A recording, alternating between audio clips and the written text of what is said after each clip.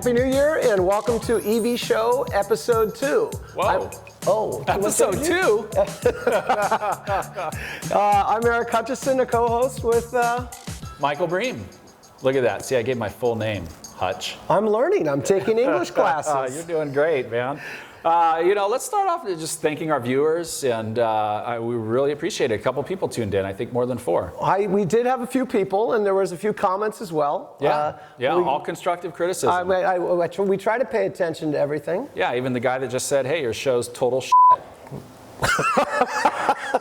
I read that. What I wonder about that was one of the better comments. I bet he's a barrel of fun. I can't wait to have him out in the E36. Yeah. So, gosh, man, great year ahead, right? We got all kinds of events planned. We're gonna have a EV West open house like we did this basically a summer party at the shop. We're gonna have a little car show outside. A lot of local guys in San Diego are gonna bring their cars in, open up the shop and just have fun. So that's this summer. We're gonna go back to Laguna Seca. We're gonna have a little camping trip at Refuel like we did last year. We had a great trip. That's the West Car electric car hangout spot, right? It was. I mean, man, we had Otmar from Cafe Electric. We had David Bernardo from Zelectric. We had Jehu Garcia. We had Mike Stewart out there who does the boats over at Flux. I mean, we had it, man, it was awesome. So this is getting bigger and bigger every year, and we expect probably a record-breaking crowd this season in the participation. And you can't argue with sitting around a campfire doing shots of tequila at Laguna Seca. I'm in. I'm signed up. Done. So that's going to be this summer. We're going to do that. We're also going to go back to Adams Motorsport Park, and we're going to rent out the track and do some drifting again. Viewers might have noticed the video from earlier this year. Remember, we took the 818 up there and did some drifting, let some smoke out of the tires. Jehu was drifting his bus, wasn't he? Dude, he was like riding me in the M3 the whole time. What's up with that? And David had, took his Beetle out there, the orange Beetle, and was flinging it around the track pretty good. I can't wait. I'm in on that all the way. Yeah, right. And then I think we're going to go south of the border later in the year, but we'll save that. We got a little announcement in the next show we're going to do. Well, what's neat about this show, which is different from our first episode, I can almost call this our first episode, is we actually have a lot of segments. We have products, we have projects, we have tech segments, and we have news. Yeah, I think by my count we have like 10 segments or something like that today, plus or minus 1 or 2. I think we want to start catching up on some segments. Yeah, let's get caught up. Before we take off and check out the Ferrari, I just wanted to mention, speaking of Laguna Seca and camping, last year we had Dominic Ioni. Last 2 years we had him out there from Autoblog Green, and he actually, Matt took him for a drive in the M3, took him for some hot laps, right? And he loved it. So then when we went back last year, we're like, hey, dude, drive the car. And he respectfully declined. He was like, man, it's your car. I don't want to. After the event, he came up to me and he said, hey, I should have driven the car. So we're going to get him in the car this year. I think we should have him drive both that and the Ferrari this year. Yeah. Is the Ferrari going to make it in It's time? going to go to Laguna Seca. So we're going to camp at Laguna Seca. And, Dominic did a great article on the show. He covered the show for us. Appreciate it, Dominic, over there at Autoblog Green. And we also had Jay Cole over at Inside EVs cover the show. And Car Scoops and Gas 2.0. And we just really appreciate the coverage. We appreciate the support. Thank you very much. Yeah, much appreciated. Tremendously. Yeah, and stick with us. I think we're going to try and do more of these this year. If we stay on schedule, about the first of every month, we'll kick something out. We're trying. Yeah, we're trying. We have, I can't contain it. We have to look at what we did. Yeah, so let's get into it. We got a lot of segments. We got to apologize. We never really formally introduced your Ferrari, and we have a segment later in the show that's going to show us doing some work on it. Someone's voting to see Ferrari. The first 90 days of the Ferrari project. So we're just going to do a real fast-paced overview to get you up, and then we'll show you the last 30 days in a second segment later in the show. Yeah, we're just going to catch them up to speed here. So let's check out the first Ferrari segment.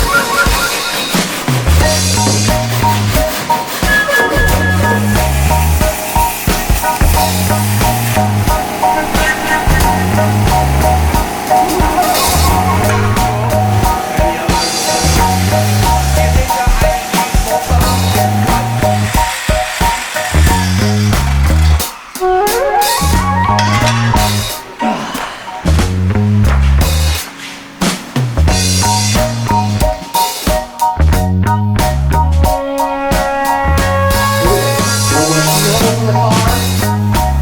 Just in the middle of trimming my mustache. Look at this. Look at this.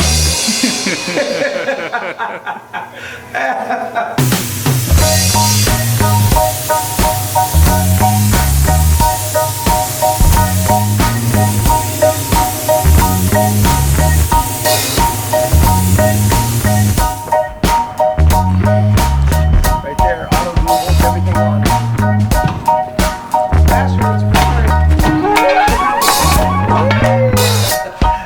It's a Ferrari. The Ferrari. What a fine firework. All right, we're gonna solve it. Start cutting stuff. Ready? Let's cut it. Out. Look at that. It comes right out.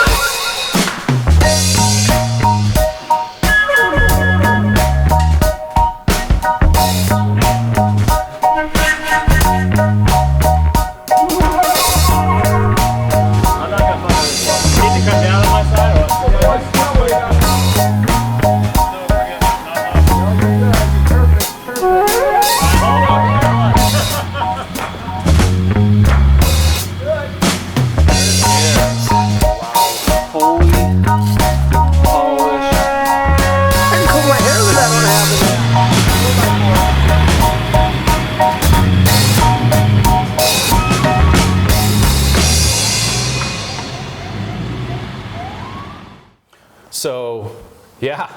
That's Sweet. a proper introduction. Yeah. 90 days in 2 minutes or less. Yeah, and you know, I've never seen a paint job get done so quick. Those guys are fast. I Yeah. couldn't believe I didn't get any paint on Yeah. my mustache. Yeah, they were on. You know, usually you go through this project and you're all done. You got to send your car out to paint, and they mess up all the wiring and everything. But you're doing it right. We got it painted Yeah. before you even knew it was painted. Yeah, bring the car in here shiny, right? So on the So next- that was a catch-up segment. We never properly introduced your Ferrari like we should. So Right. now that we've got some segments going on, you know, we got the hybrid sidecar motorcycle project, the Ural, the Ural. the Russian Yeah, Ural. yeah, and we got John Rosselli. He's going to do a proper introduction. There's not a lot of work because we're just getting started, but we're going to introduce the project. So we just have a real brief video clip. We're going to show John Rosselli and his Ural. Okay, let's check it out. Nice, roll it. Hey, welcome to EV West. We're with John Rosselli, one of the main guys doing a lot of technical stuff here in the shop. He is working on his own project, and it's unique. It's the first EV West shop motorcycle plus sidecar. So, John, what are you doing with this project? Well, this project is not only the first EV West project sidecar motorcycle, but probably the only hybrid sidecar motorcycle in the world right now. What I did was I added an AC9 motor, a 1238 controller. I had a bunch of 200 amp hour Thunder Sky batteries in the sidecar, which are out now because I had, as the hybrid, it had a gas engine, still does, but it's a nightmare. It's breaking down all the time. These are notorious for high maintenance, and electric vehicles are just much simpler. So I'm going to tear out the gas engine, put in probably a higher powered motor, go from AC9 to maybe AC20. If I'm lucky, maybe up to AC35. You know, more power is better, but we'll see how that goes in the next couple months. What kind of performance do you really want to see out of this when you modify it?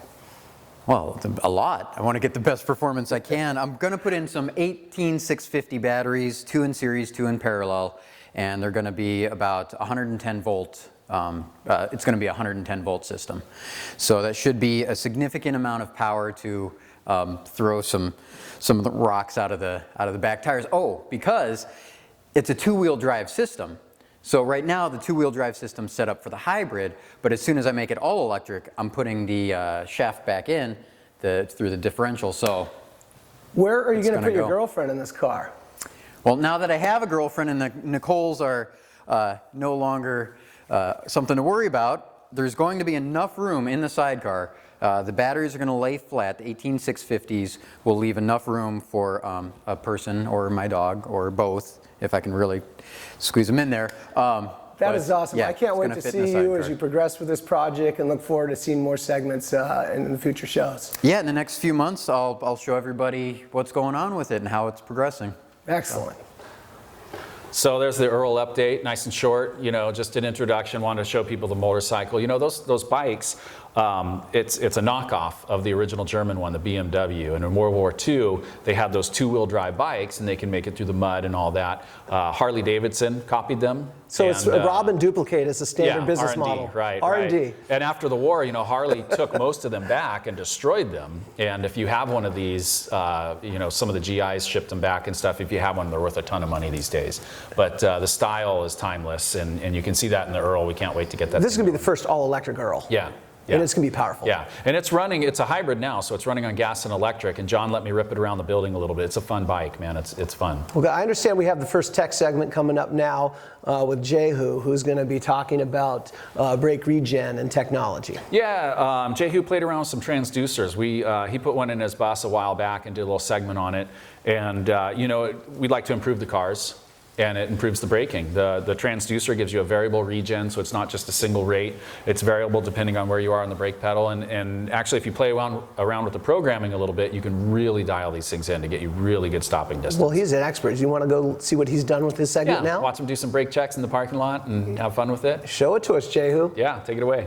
Welcome to another quick tip of the Great EV Show. Today we're going to be talking about hydraulic transducers, what they are, what they do, and why you should install one in your electric vehicle. One of the many advantages of using an AC motor system on your DIY electric car is the fact that you can use regenerative braking. This feature is present in most of the OEM cars being sold today and is, for the most part, a clear indication of a modern electric drive system. Regenerative braking works by turning your electric motor into a generator whenever it's not needed to push the car. It sends the generated power back to your battery while at the same time stopping your car. And some cars like the Tesla Model S and the BMW i3 are set to regen as soon as the driver backs off the accelerator pedal, allowing drivers to essentially use one pedal driving style. While other cars like my Chevy Volt apply regen only when the brake pedal is pressed. Both of these approaches work great, and it takes very little effort to get you used to them. The beauty of the AC systems available to us DIY folks in recent years is, of course, that you can set them to do either one of the regen styles, or both, and that is the case with my Samba. I wanted to set neutral regen to about 10%, just enough to allow the motor to feel like the old VW internal combustion engine. But I also wanted to add regen on the brake pedal to aid with the ever notoriously wimpy drum brakes found on these old air-cooled VWs. And the only way to do that is by using a hydraulic transducer. If you guys remember back in episode 10 of the eSamba project series, I installed a transducer and hooked it all up. I ended up going to HPEVS, and those guys helped me to turn all the functions on the Curtis controller, and they tuned it all for me. So this is a generic hydraulic transducer. This one will do 1000 psi, which is better than the 500 psi that I have on my Samba. You are gonna need, of course, to buy one of these. You don't have to buy the premium brand like the MSC that I have on my Samba. You can buy one of these. These are just as good, and you can save a lot of money by buying one of these. I also used a T that is made for the BW's brake lines. They usually install them in the back to split the line coming from the front of the master cylinder, and it splits it off to go to each of the wheels in the back.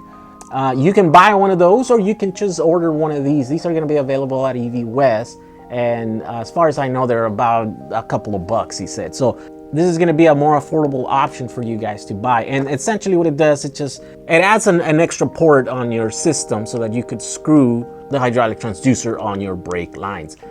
You can install this like I did, way out there in the back of the car, but you could also do it in the front where your master cylinder is at, and you can just buy the little lines, either the hard lines or or the soft lines depending on your application, depending on your model or vehicle and stuff. You will also need, of course, to have access to one of these, which is a Curtis Controller Programmer. And you can buy these, of course, and I think you could probably rent them from someplace, so you'll have to look for that and try to find out how to get your hands on one of these so that you can mess and enable some of the functions on your controller.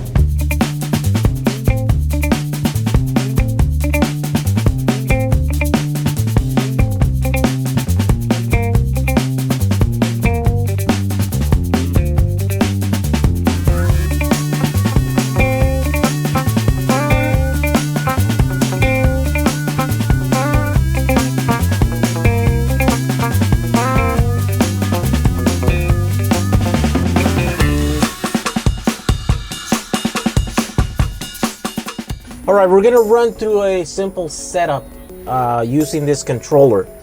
Keep in mind that this is an early version of the software on my controller. I believe it's 308, and this might be an early version of this controller. I've seen pictures of newer ones, but it should be pretty similar to what you will find. So let's run through these things. In order to set up your new hydraulic transducer, you have to go into the program, user settings, then there's forward, reverse, max speed, control mode, restraint, current limits, throttle, brake. So then you find the brake one and you enable it. It's probably gonna come off as a default, and so you have to turn it on. Here we go, we just turned it on. You can go and choose the type, brake type, and it has 1 through 5, and I have 2. Brake deadband, it's at 1 volt. You can set it 1 through 5 also on that one. And then the brake map is 72%. Then there's brake max, it's set at 5 volts right now. Then the brake offset, it's 100%. Brake filter is 10 hertz. BLC brake enable is off. So those are my settings that you have, and you can play with those until you get your brake just exactly how you want it. I think for me, the aim is really to have full regen brake before, or just before, or right as the mechanical brakes start kicking in. And of course that's to help the awful brakes that these old cars have, and that way it'll send more of the power back to your battery, so that way it's more efficient and stuff. So let's do a test and see how it works with the regen on and then with the regen off. We're gonna make a mark in the ground and then just go, I don't know, we'll pick a speed, like let's say 20 miles an hour, and see how fast I can stop from 20 to 0. And then we'll run it once without the regen brake on, and then once with, and see how much of a difference that makes. Okay, let's do that.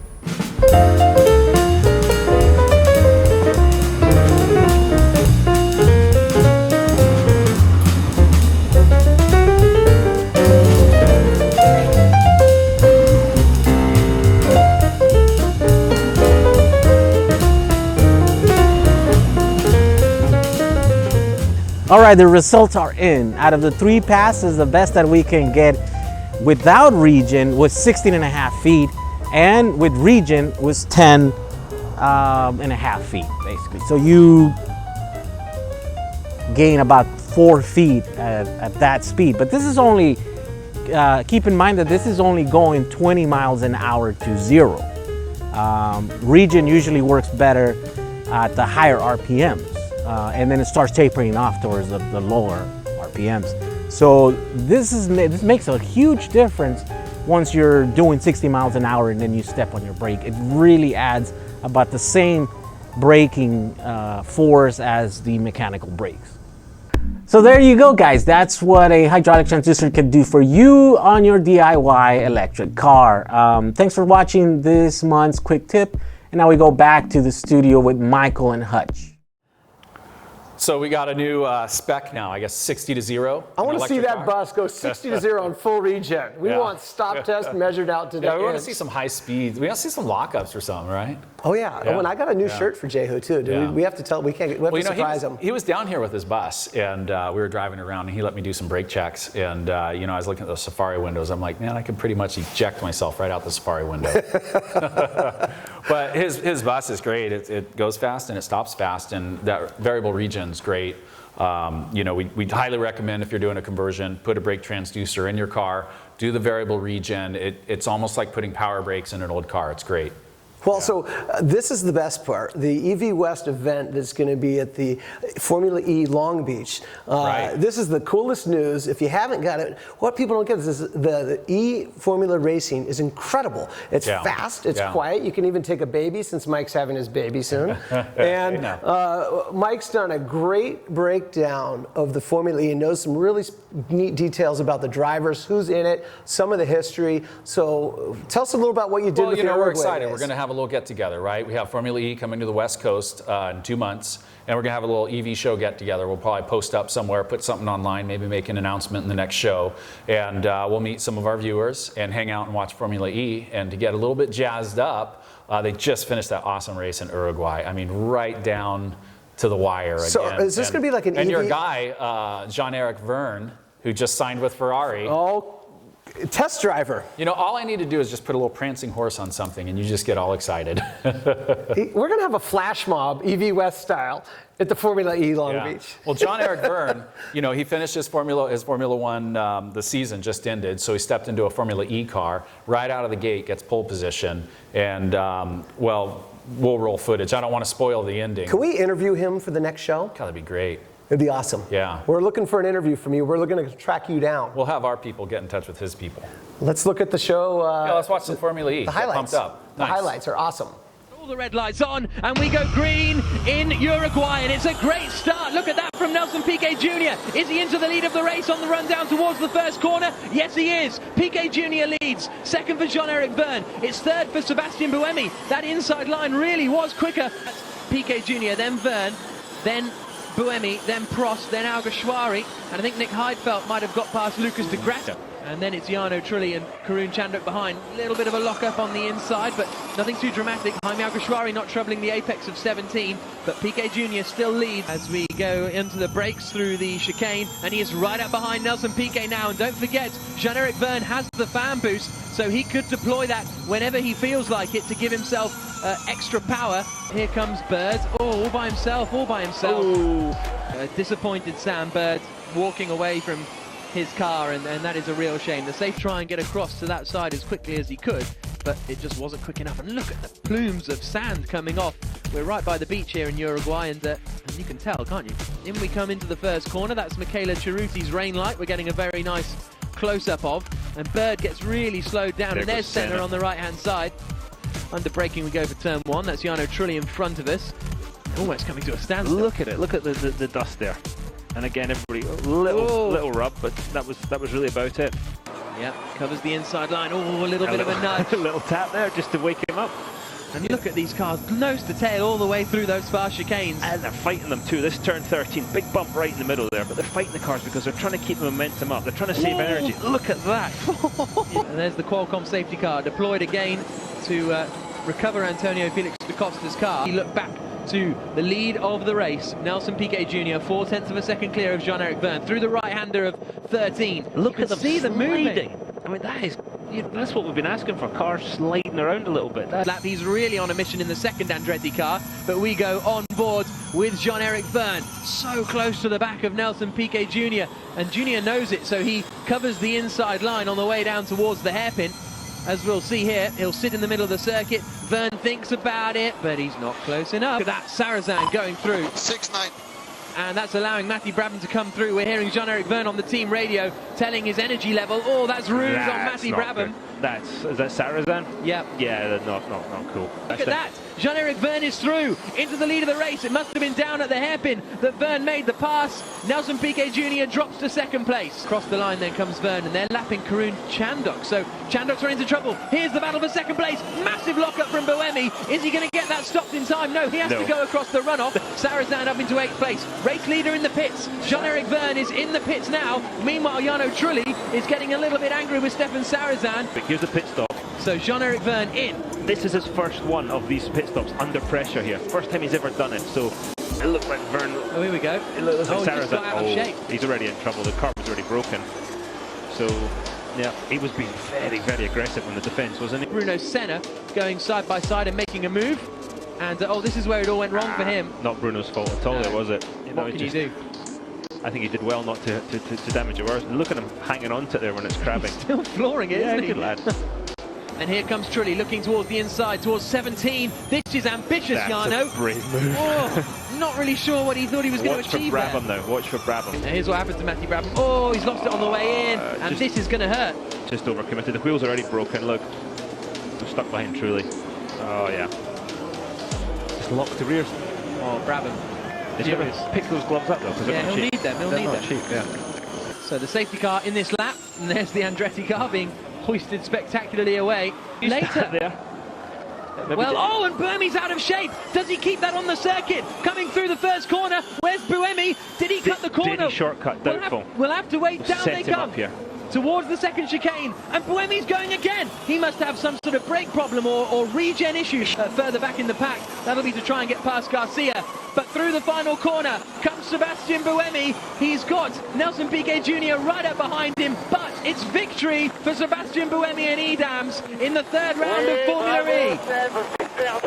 Finally, it was bloody difficult not to make a mistake, and when you went slightly over the limit, the wall was waiting, as it always is in a street course. So, Jean-Eric Verne, you know, it wasn't in the highlights there, but he was leading the whole race until I think 2 laps to go, and his car crapped out.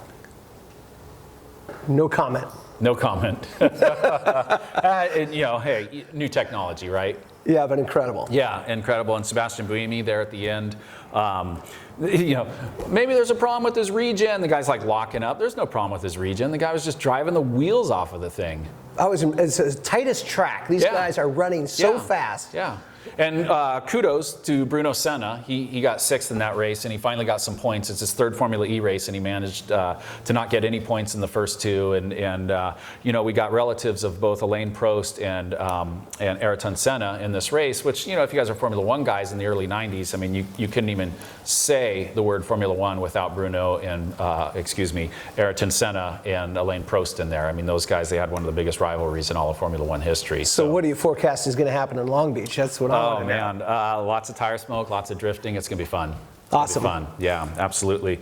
So we are moving on into our next segment.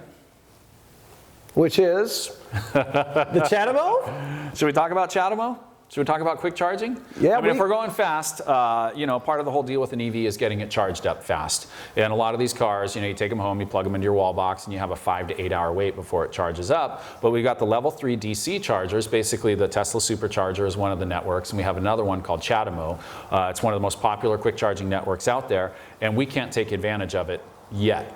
But the idea behind it, which is revolutionary, and we talked about this the other day, is the ChaDeMo takes an 8-hour charge time and can get you down to 15, 20 minutes, a cup of coffee, 2 cups of coffee. Yeah. So if you can get your full charge on your batteries in 15 or 20 minutes, we've got a contender to knock gasoline out of the market. It's a game changer. That's a game changer. Yeah. And that's what, when you see the ChaDeMo segment, we'll give a brief overview of the interview with Tony Williams, which is awesome, but we'll have a full 20-minute interview is a link on our EV Show website. You can watch the whole episode. Right. We had Tony in here. It was a long interview, so we got the complete interview on the evshow.com website. But for now, we're just going to do a condensed version. And you know, Tony's a great guy. He actually, when I first met him, we were doing some work on the Mexican 1000 Baja all electric, and so he helped us out a little bit with that, and we did some work together. He's a great guy. So it sounds like you and Tony might be doing some more work this year coming up in Baja. Oh, hey.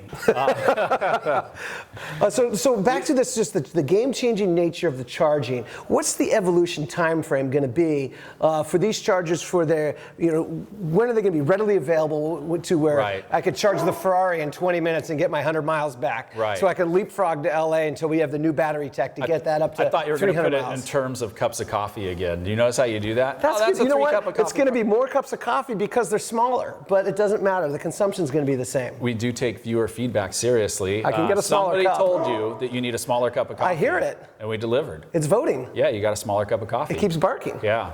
So here's our interview with Tony Williams. He came by a couple days ago and spent some time with us. And let's go ahead and check out Tony Williams with Quick Charge Power and his.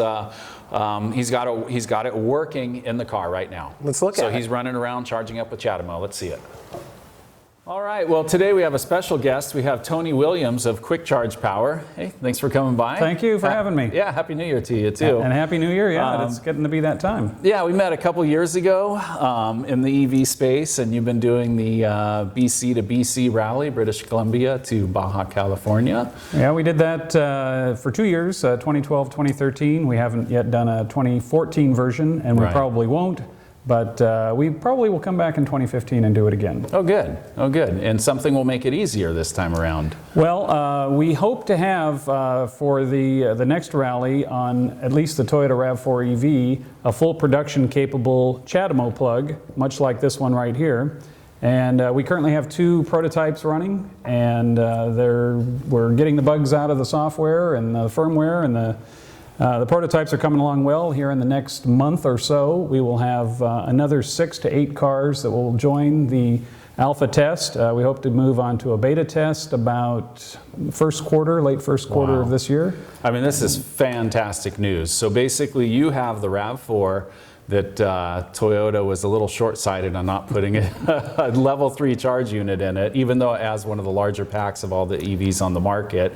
And you have this up and running in your RAV4. I do have it running, and as a matter of fact, we drove the car here today. I drive it pretty much every day, and I actually have 2 of them at my house, so I trade off now and then between cars. And both cars, the original car that had this had a prototype card. Now we've moved on to an alpha card, and we'll have, like I said earlier, we'll have our beta card sometime in the end of this quarter. So how do we sign up for this beta test? Well, I got a couple cars out there. The good news is I see the cars. Yeah, any car that has a battery, we can charge with ChaDeMo, and that's something that might not be intuitive to a lot of folks. But you don't really need a fancy BMS. You don't really need a lot of things, because there's only just a certain amount of information we need about the battery to make this compatible. Our software will do all the thinking. All we need is the battery and some real basic information. Right.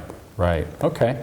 So this is something that you're going to be selling and marketing to folks out there? This is something that we could perhaps put in our store? And this is something... You understand why we're pretty excited about this, right? Now I wonder why you brought me in. It seems like you want to sell my product, but... It wasn't just for the hot coffee, right? Here's the beauty, is that you're going to be able to sell this product, I suspect, this summer.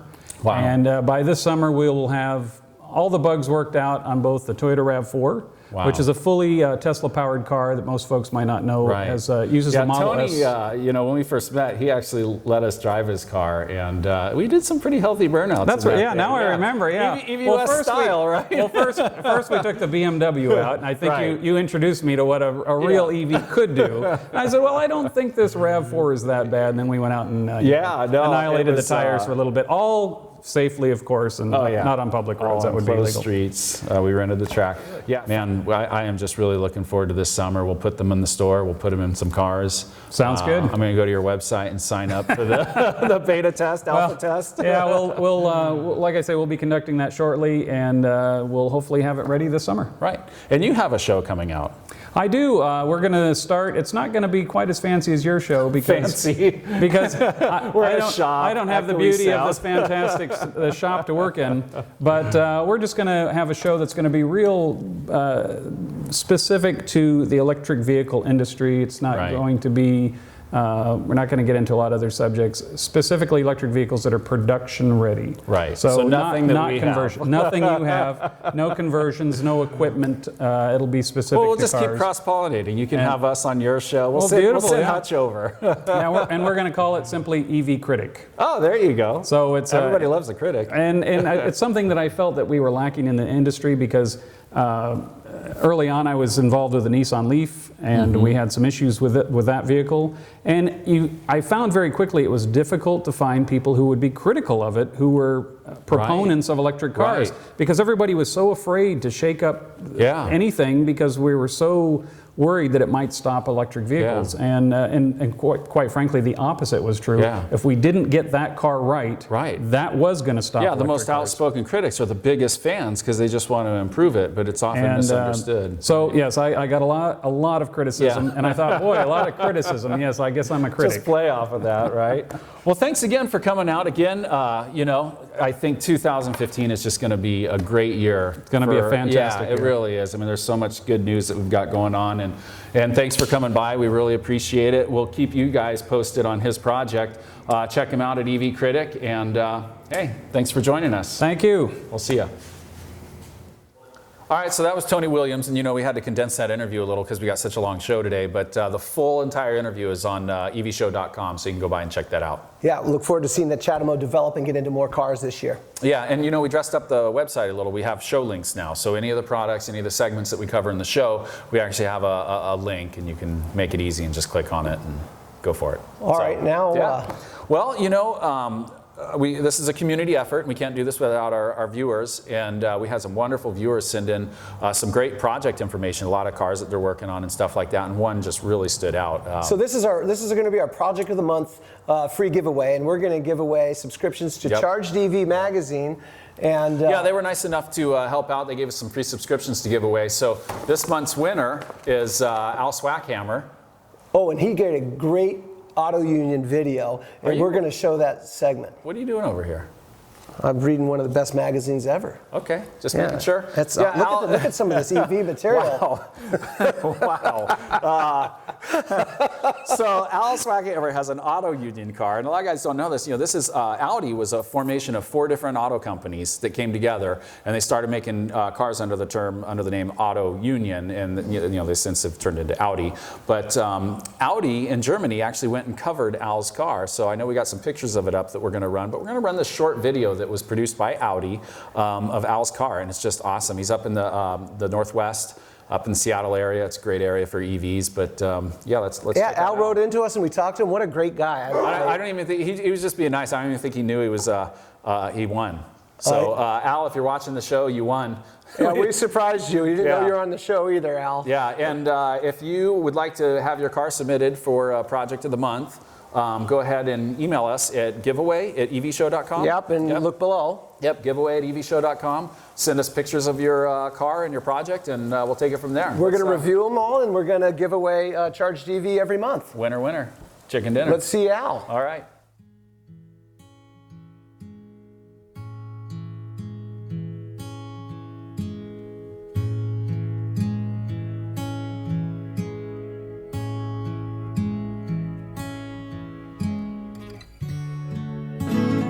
My name is Al Swackhammer. I live in Edmonds, Washington, which is an outskirt of Seattle.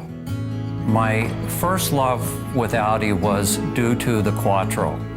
Since the 1984 Quattro, I have not owned anything but either a Volkswagen or an Audi. The latest car is a 1960 DKW 1000S, badged as an Auto Union.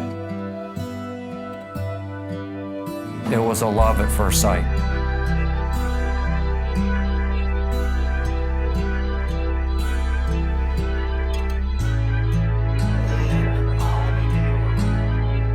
In the Northwest, we pride ourselves at being green and environmentally conscious.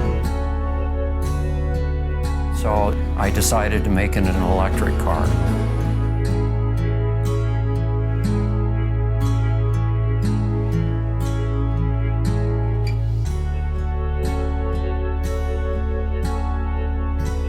I'm not sure that I figured it would be perfect or it worked perfectly, but I never had any doubts that it would work.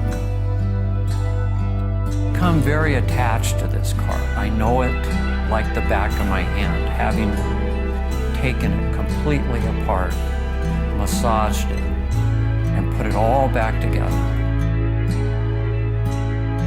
I am pleased that I did this project. I am heartfelt that I was able to bring this car back to new, and I enjoy driving it very dearly.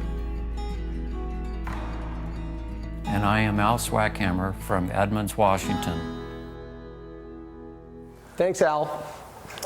What a video. That's awesome. Yeah, and Al, I mean, Al, dude, if you're ever free, come down this summer. We'll barbecue, we'll hang out, we'll talk EVs. All right, well, we have the next the project update segment on the Ferrari coming up, but there's something we're going to put in the Ferrari product-wise that we'd like to talk about first, because knowing me, I'm probably going to crash it pretty fast. Yeah, and we're going to do a new segment. We're just naming new segments left and right, but this is our random act of kindness. And if you send us an email and explain to us why you need some product, we'll send you some free product. Oh, and this is going to relate. So this is the product. Right, This is also a right. giveaway at the evshow.com. Right. Same email, giveaway at evshow.com. And This is the product we're going to give away? This is the product, and I think you might know what that is. I bet this is, hang on. Wait, it's got to, oh, it cut off. That's got to be a crash kill switch. It is a crash kill So switch. when I crash the Ferrari, it's going to cut the power automatically. Yeah. I'd like to say we special ordered it in Ferrari red, but they all come that way because, well. Can't you get this if you push the button, it just dispenses a fifth of JD? We'll work on that. So, yeah, you know, basically we just wanted to give away some products. We wanted to thank our viewers out there. So send us an email, tell us why you need a crash sensor in your EV, and we'll send you one for free. Not everyone, but just one. We'll pick a winner. We'll announce the winner in the next show. How's that sound? Sounds good. Now, Right. do you want to go look at the update on the last 30 days of the Ferrari project? You just can't wait to get into it, I can't can't. you? Yeah, I'm just chomping at the bit. chomping. Guzzling your coffee. Oh boy. Let's go watch the second segment of the Ferrari project and get caught up to speed. I think this will bring us current now. Correct. Okay, let's check it out.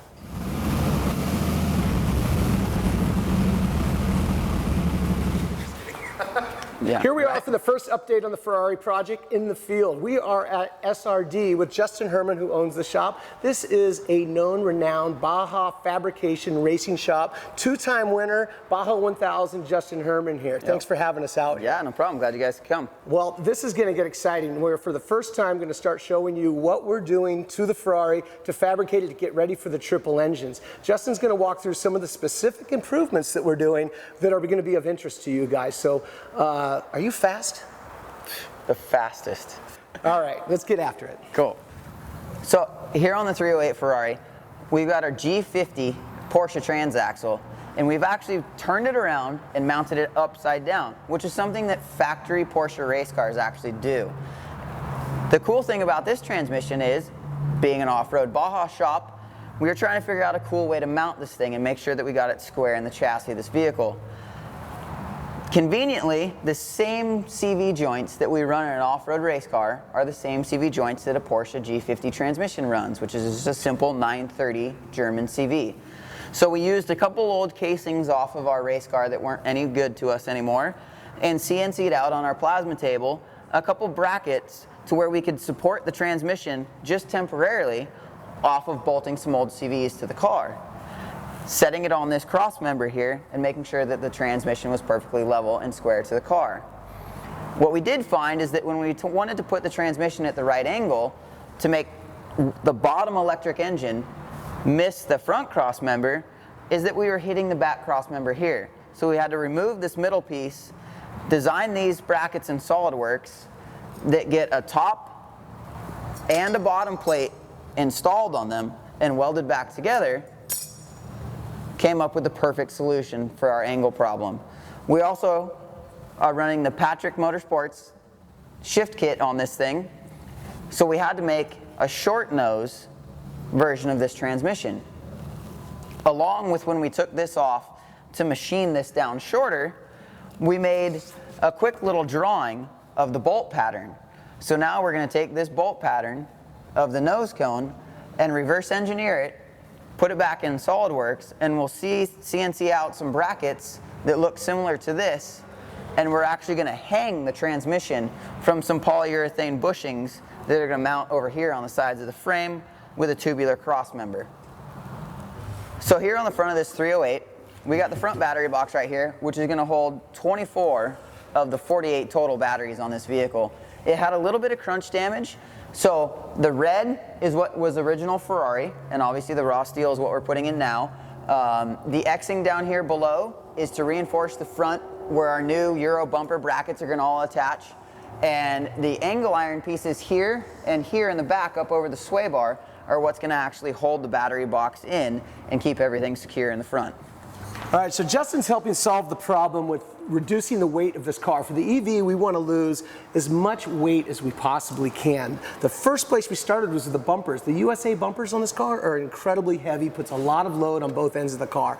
We have the European fiberglass bumpers. This is a rear. We may or may not use this particular bumper. We have the front European bumper, and then we also have the grille that goes in with the standard USA grille. From what we understand, the grille could use a whole nother bar all the way down to modify it to be the equivalent of the European. We think we have a pretty neat solution to use the USA grille with the European bumpers. Stand tuned for the next episode to see what we do with that. On the bumpers, Justin's got something special up his sleeve for the USA to Euro bumper conversion brackets for the Ferrari 308. And from what we're going to do here, between going from the US bumpers to the Euro bumpers, we're going to lose like 90% of the weight of the US bumpers by switching to these fiberglass composite bumpers. And right now we're designing in SolidWorks a bracket that's going to adapt a Euro bumper to the USA brackets that were originally on the car. Now we're going to run a set of 50 of these after you design them, and we're going to have them milled, so we're going to have them on hand for anyone who wants to do the Euro bumper conversion and just needs a simple bracket mount system for their 308. Justin's going to have it on hand, so we'll make it available to everyone and we'll figure out the details later. Yep. So one thing that we're going to take from our off-road side of what we do and apply it to this EV Ferrari is we're going to take a bunch of billet, really cool, really light, and really strong pieces that we do on our CNC machine here, and we're going to reinforce the strut towers and also give us a place to bolt all of our controllers for this triple motor setup.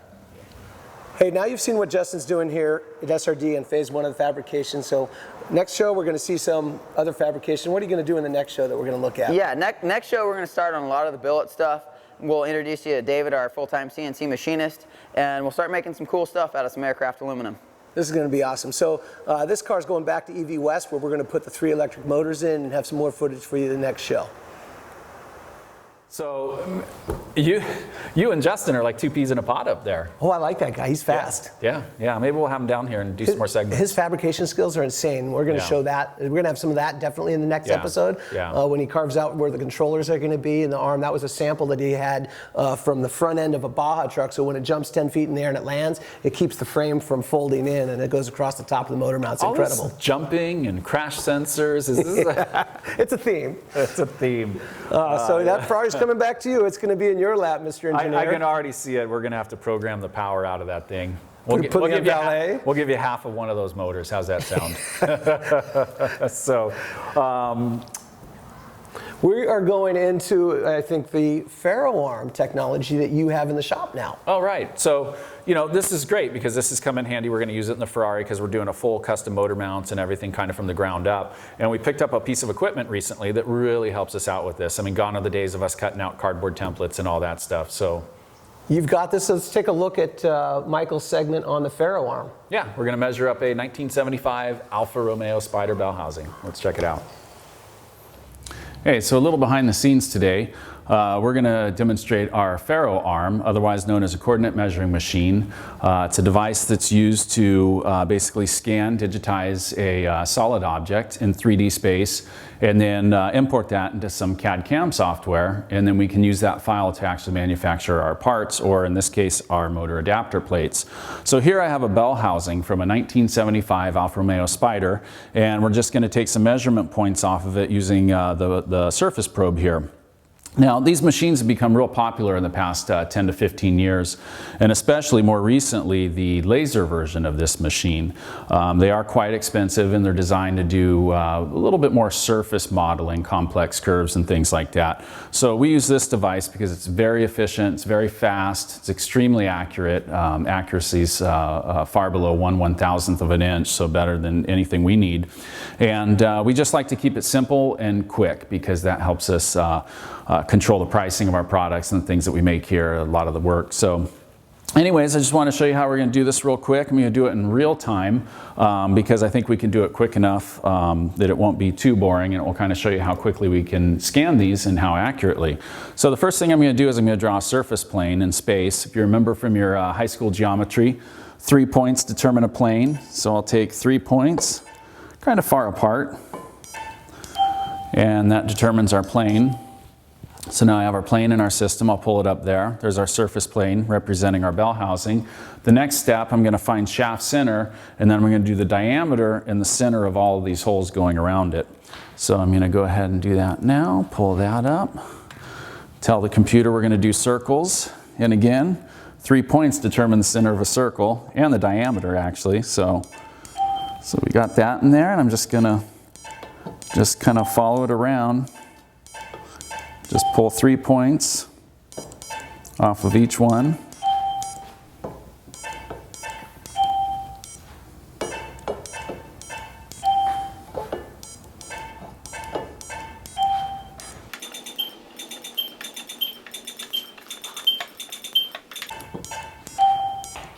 And the last one.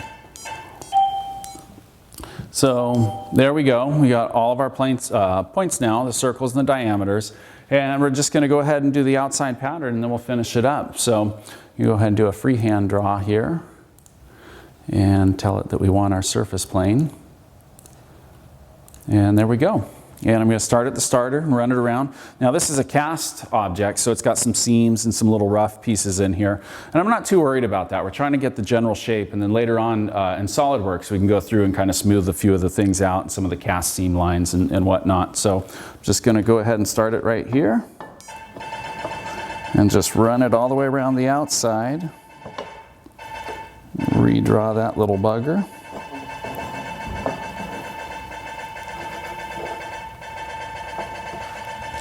It's also projecting onto a 2D plane. So in sections where I have a notch like this, I can actually go up and down, and it's just going to do a normal projection onto our surface plane, which is kind of nice. And around.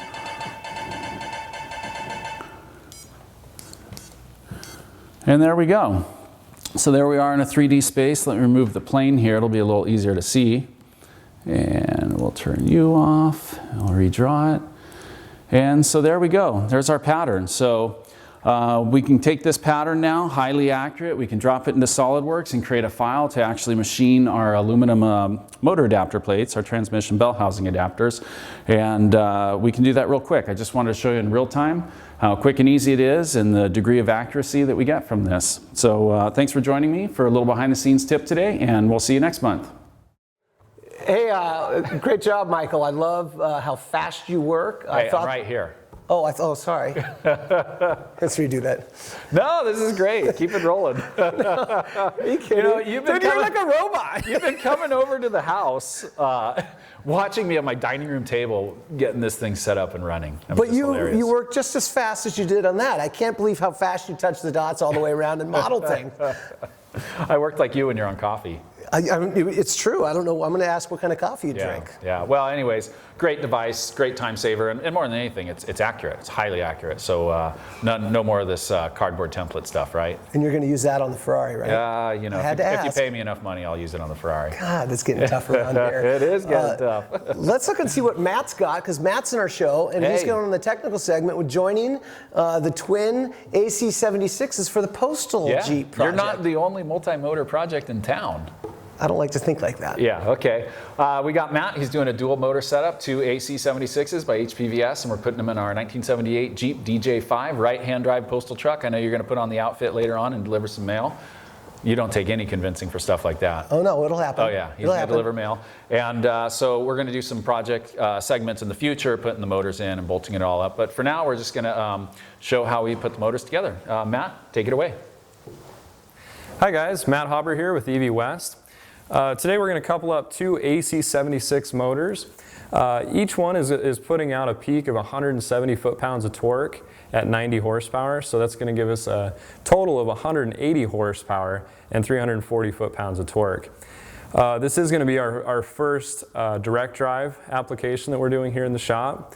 It's going in a right-hand drive, 78 Jeep CJ5 postal van, right-hand drive. We're going to be connecting the two motors. We've got our motor mount here. So there's no banding or anything that needs to be attached to these motor mounts. This is actually integrated all into the aluminum plates now. So as soon as this is all put together, it literally will drop right into place of the stock engine. Let's go ahead and grab the couplers right now, slide those on, and we'll put the two motors together. So we've actually let our Lovejoy couplers here sit on the heat gun for about 20-30 minutes now. The idea behind that is you want to heat these couplers up. They are an interference fit so that they just slide right onto the shaft without burring it or anything like that. Let's go ahead and do that right now.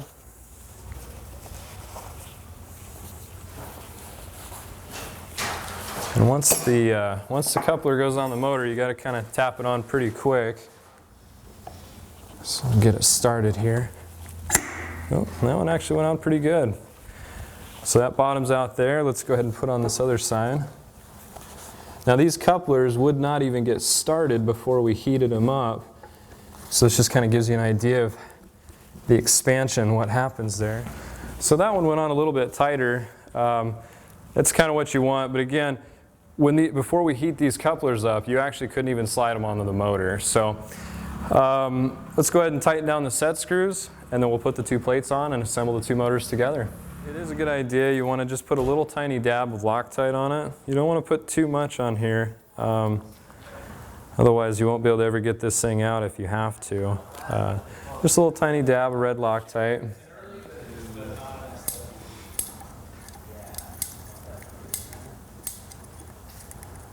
Now with the interference fit here, you almost don't even need a set screw, but it's still a good idea to put one on. Okay. Do the same thing on the other side.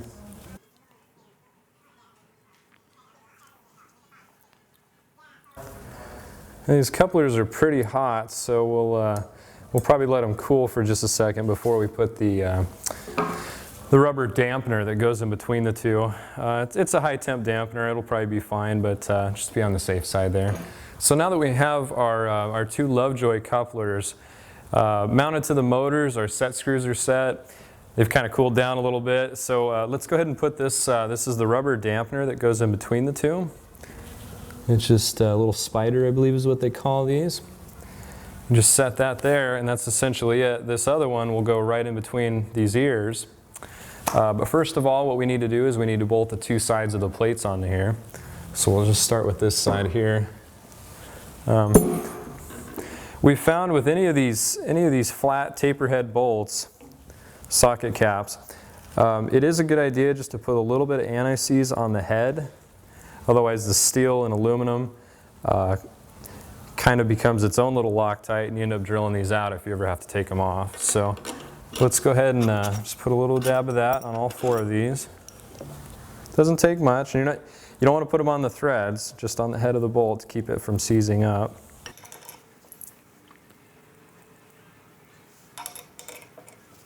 And you can actually do this mounting system with virtually any type of vehicle, as long as you have the old engine block.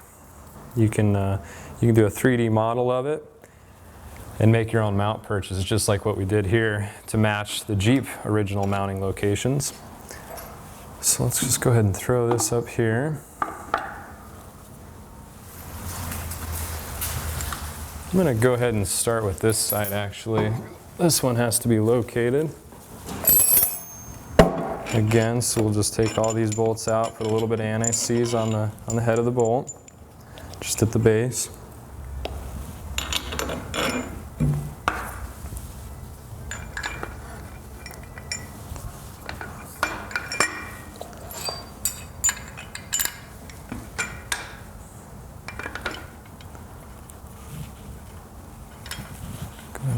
one started here. Start these other ones.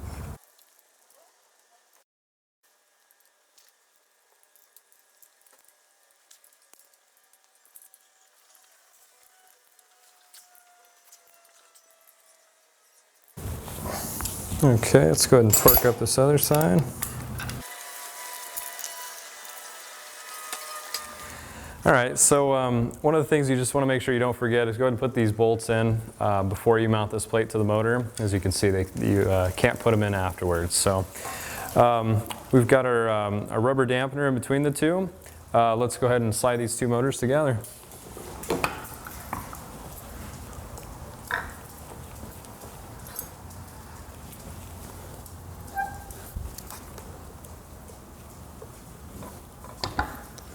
Like that. Slides together. Just push these through.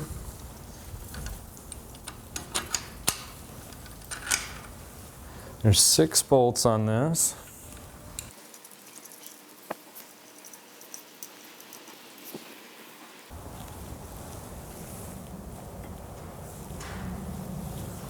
Make sure everything looks pretty lined up here. One of the great things about a Lovejoy coupler is they're very forgiving. So any misalignment at all, this will take this right up.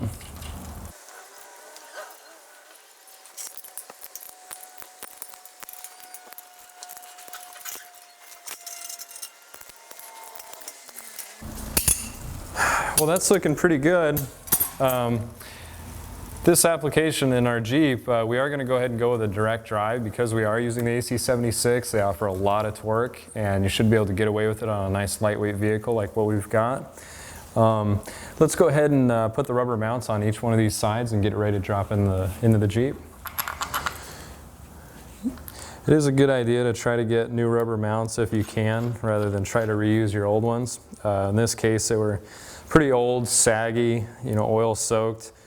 We got these mounts here. They're $7 each from our local hardware store, parts store. So for that price, you just can't really beat it. So we have the two motors bolted together now. I'd say we're probably in the range of maybe 360, 380 pounds with the adapter setup that's here in the middle. Again, this does bolt directly up to the Jeep mount, stock motor mount location, and these are even the stock Jeep motor mounts. We are running direct drive application, so this is going to go right to the rear drive lane on the vehicle. So we will have to use a forward and reverse switch with this particular one. Total overall length is about 37.5 inches. Better call it about 38. That's end bell to end bell. Basically, it totally leaves you with a motor package that's going to give you 180 horsepower and about 340 foot-pounds of torque, so pretty decent little package here. So we're going to go ahead and get it bolted in the Jeep and try to get this thing finished up. Please continue to follow us on YouTube and subscribe to that, or Facebook or Instagram. We try to keep that up to date. I'm Matt Hauber with EV West. Thanks for stopping by. It's a pretty cool paperweight, though. All right, so if you guys could only see what goes on while we're watching these segments. We're not doing this for you, we're doing it because we're having fun. Yeah, right. Okay, we got to get some work done. So that was Matt and the twin AC motors. It's going to be a great setup, man. That thing is going to throw some gravel. I'm in. Yeah, it's going to be fun. Let's rip through some products. We got some neat products that we want to kind of explain. We like to take some of our lesser known products and just kind of throw them out there and introduce people to new products. So let's do that real quick. Okay. All right. So one of the things is, when you're a Ferrari, everybody's like, oh my God, my Ferrari gauges, can't lose them, right? I mean, you're selling your gauges. Well, not yet. Well, we are going to put new gauges in, though. Right. So one of the companies that we love is ZEVA, Zero Emission Vehicle Australia. We got Ian Hooper over there in Australia just doing a great job with a lot of little products. You guys might know him for this one. It's the Fuel Gauge Driver Plus. And basically that's a neat little gauge that will turn your fuel meter into your regular analog needle gauge into a battery meter, which is great because people know how to read those already. There's no learning curve there. One of the great things about the Plus version is it outputs a tachometer signal that gives you your current reading, how much amps your motor's drawing. And the best thing about this, you get these older cars, and you like the analog gauges, here's one for another project, a Porsche project that we got going on. But we actually have an analog ammeter, so this will tell you your current, and it's a nice analog gauge, you know. So it's not digital. It's got a little bit of heart and soul in it because it's got a needle. Oh, check that out. We love the fuel gauge driver for that. You know, Speed Hut did that gauge for us. That is light too. Yeah, it's a stepper motor. It's a new ounces. school gauge. You know, gone are the days of the VDO. Real clean bezel on it. Good. I mean, that is. It just almost looks like a high-end tack. Yep. That's impressive. Yeah, Speed Hut. SpeedHut.com, made in America, great stuff. We love those guys.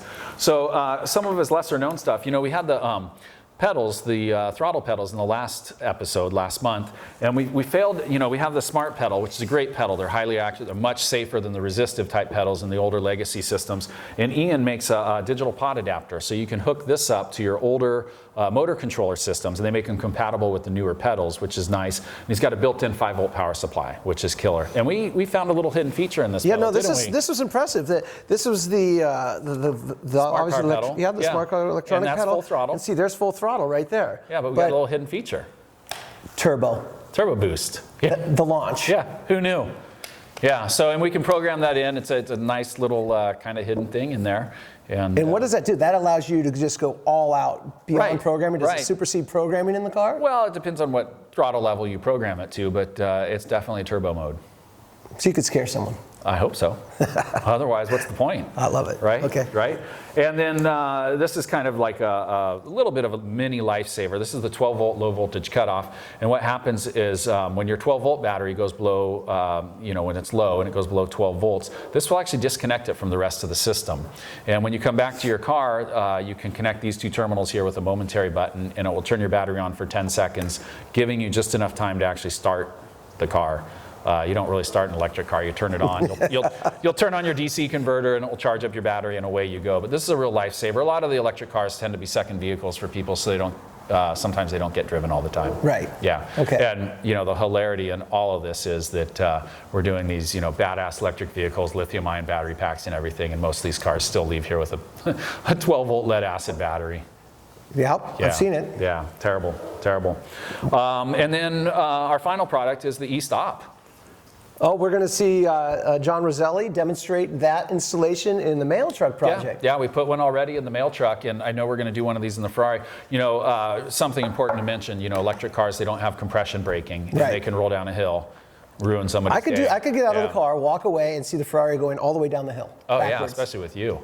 When I fall asleep at the wheel. Yeah, right. So the neat thing is, you know, it's set up. It comes with a button, and you hit the button, and it pulls your e-brake. We're going to do we're going to hook it up to actually the parking gear selector in the Jeep, and we'll do something fun with it. So when you put it in park, it automatically sets the brake. Yeah, automatically cinches it up. Consistent pressure every single time. Hey, before we go to see John's project, I think we have to have a random act of coolness. And because Mike and I both love the bullet knives, the 30-aught bullet knives, just tiny little pocket knives. These are so cool. We always carry them around. I'm going to give mine away. This is not in the script. A giveaway at evshow.com. I will personally send you mine if you give a good reason on why to use any of these products. Is it even legal to give away knives? It's a pocket knife. All right. Well, so there's the pocket knife. But we're going to roll in. We're going to check out John Rosselli installing the E-Stopp in our 1978 Jeep. Take it away, John. My name is John Rosselli. I'm working on the 1978 Postal Jeep. It just got lifted, so we're installing the electric push-button E-Stopp. It's an emergency brake system. Consistently puts enough pressure on the tires to keep your vehicle from rolling, which is very important in electric vehicles because there's no compression braking. When you put it in park, the only thing that's stopping you from rolling is the emergency brake system. So we'll go look at how that was installed. So we've mounted the E-Stopp right above me here on the shelf of the chassis. It's very important to mount in a very solid place, usually preferably along the frame. In this case, because the Jeep has a very short wheelbase, it was more convenient to mount on the chassis, but it's very solid. And then we have the cabling run across, over, and then down into the center where the original e-brake cable was. So that's it for the mounting of the E-Stopp unit. Next time we'll show you the wiring. We're going to do something original where we're going to wire it to the park of the gear selector unit and After that, we're going to forget the park, hit it into drive, and shoot some rocks with this gravel machine gun. So I'll see you then. Thanks for that overview of the E-Stopp, John. Appreciate that. We have a new product, one last product we want to review in the show, the InLogis, and Mike's going to talk to us a little bit about what this product is bringing. Yeah, you know, great little product. This thing is a surge protector for your wall box, your charger. And believe it or not, even here in Southern California, we got hit by lightning. Oh, yeah. This is true, in this building. Yeah, in this building, got hit by lightning. It cost me like 3 computers, a router, a couple other things. It took some equipment out. Jesus. I took the lightning hit once too, bro. Eric Lightning Rod Hutchison over here. But no, I mean, this is a surge protector, and it protects against these sort of things. And even if you don't need the surge protection, this has just an incredible added benefit to it. It's got an iPad app, and it hooks up through Wi-Fi to your router, and you can monitor your energy usage. And there's the app. We'll throw up some stuff of the app running. So this comes with an app on the iPhone. Right. And then you can monitor what all the rates and everything and how you're charging, where your car is charging live, real time from anywhere with the Wi-Fi. It's great. It's great. I've been demoing it for about a month now. I've been playing around with it. The other day I was up front working, and I'm like, hey, I wonder if the Gia is done charging. I just pulled out my phone. Oh, yeah, look at that. It's already going into the current cutback. So it's great. It tells you how much energy it's using. It can tell you how long it's charged for, at what time. You can actually enter your energy rates into it, and it will tell you, it will give you an estimated cost, like, hey, you spent $25 charging your car this month. Great. I mean, killer app. What would be the next evolution of this app if you were developing this app out of curiosity? Well, obviously, we were talking about this earlier, and it was like the ability to turn on and off your charging like the station. Chevy Volt has. Right. And I think Siemens is coming out with that. You know, we in our last show, we covered the Gen 2 of the Siemens EV SE, the VersaCharge, and they have a Wi-Fi module that they're working on, but it currently has the delay timer, which is great for conversion guys like us, because we don't have the preset timer like the Volt and the Leaf and some of the OEM solutions. But this is the next step, and they're going to get there. I mean, it's there. Well, that's amazing. I mean, between the ChaDeMo and a device like that comes out, you could program your car when to turn on and when to turn off. Right. Anywhere where you plug in would be phenomenal. Yeah. And it makes you feel important. You got an app. You're like, oh, yeah, I'm charged. Let's go. So, you know, neat little thing. They just got a little module, and it just plugs into there and then communicates to the router wirelessly, which is kind of nice. We don't like cables, so that's awesome. And thank you, InLogis. I mean, great product. I know we were kind of quick with our reviews and stuff like that, but we can't say enough nice things about this. It's just we'll have links on the website. We can go to different Can we just call products. this the bitchin' product of the show? Sure. Okay, bitchin' product of the show right there. I think it was a complete new show. We have a lot of products. We look forward to your feedback for our next month's show. It was a long show. Sorry, we went over our hour. I don't think we're going to be able to fit. But there's some really in neat products. Yeah. We got a lot of people in the shop involved. Right. And it was exciting doing this. So we're learning a lot. Yeah, let's do some housekeeping and get out of here so we can go drink some tequila. It is New Year's Eve. Let's go. Okay. Chop, chop. Well, you know, every episode we like to talk about an online car show that we really like, and we got to talk about Roads and Rides. We got to talk about Robert Angelo. Guy is awesome. If you haven't seen it, go to YouTube, look up Roads and Rides. Robert Angelo, he used to do Jay Leno's Garage. He's did that for years, and he's doing his own thing now. If you're a fan of the Mustangs, he just did one on the Villain. I mean, just insane. It's cool. Oh, yeah. And he actually, I think about a year ago, covered David Bernardo's Electric Bug. And very, very artistic, very great guy. So we just wanted to give him a shout out at Roads and Rides. If you haven't heard of him, go check him out. It's a great show. I want to thank Tony for coming in and talking to us. Tony Williams came by the other day. Thank you, Tony. Appreciate your time. And we want to thank the staff. You know, we got Matt and Jehu and John. John's actually doing camera duty. Thanks, John. Appreciate it. The Shop Dog's last walkthrough, too. The Shop Dog had to... Got to call out Ono. Ono the Shop Dog. And let's see, what else? Oh, we wanted to talk about the Telemundo thing. We got a little... some Spanish interviews we did last week. Yeah, you had the whole television station come up and film you for an hour in complete Spanish. Yeah. The whole shop was Spanish for about an hour the other day. It's great. If you're in the San Diego area, January 3rd at 5:30 p.m., they're going to air a special on San Diego being a hotbed for EV activity. And so much for microbrewing. Yeah, so much for microbrewing. That was so 2013. Now it's all about EVs. So we're going to have your people contact our mayor, Kevin Faulkner's people. Done. Talk to him about some EV stuff. Let's charge it up. Awesome. We got the new website up, evshow.com. You can contact all of us at our first name. We'll list all the emails below. Yeah, new emails, new website, and we did something that some of our readers asked for. They wanted like a kind of links to the products in the show. So if you saw anything in the show that you like and you want a little more information, go to evshow.com. We got some links in there for the show, and it will take you to the appropriate page, give you some more information and stuff like that. So. Hey, you're doing a knockdown job on putting that together. Oh, It's thanks, awesome. Sam. Appreciate it. I think that's it. Hey, Happy New Year. Thanks for hanging with us. Yeah, Happy New Year. Yeah, let's get out of Cheers. here. Yeah, We're and out. we'll see you February 1st in the next episode. Awesome. All right, see you guys. Bye-bye.